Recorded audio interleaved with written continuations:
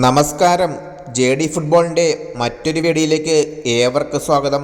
Football ലോകത്തെ ഏറ്റവും പുതിയ അപ്ഡേറ്റുകൾക്കായി ചാനൽ മറക്കാതെ സബ്സ്ക്രൈബ് ചെയ്യുക. ഏഷ്യൻ കപ്പ് ക്വാളിഫയർ മത്സരത്തിൽ ഇന്ത്യക്ക് വിജയം.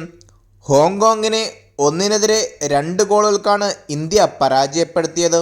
മത്സരത്തിൻ്റെ 4-ാം മിനിറ്റിൽ റയാൻ വില്യംസാണ് ഗോൾ നേടി ഇന്ത്യക്ക് ലീഡ് നൽകിയത്. 51-ാം മിനിറ്റിൽ ആകാശ് മിശ്രയാണ് ഇന്ത്യയുടെ 2ാം ഗോൾ നേടിയത്.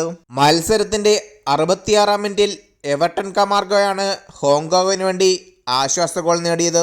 കൊച്ചിയിൽ വെച്ച് നടന്ന മത്സരത്തിൽ ഇന്ത്യ വിജയിച്ചപ്പോൾ ആരാധകർ അത്യന്തം സന്തോഷത്തിലാണ്. വീഡിയോ അവസാനിക്കുന്നു. കൂടുതൽ അപ്ഡേറ്റുകൾക്കായി ചാനൽ സബ്സ്ക്രൈബ് ചെയ്യുക.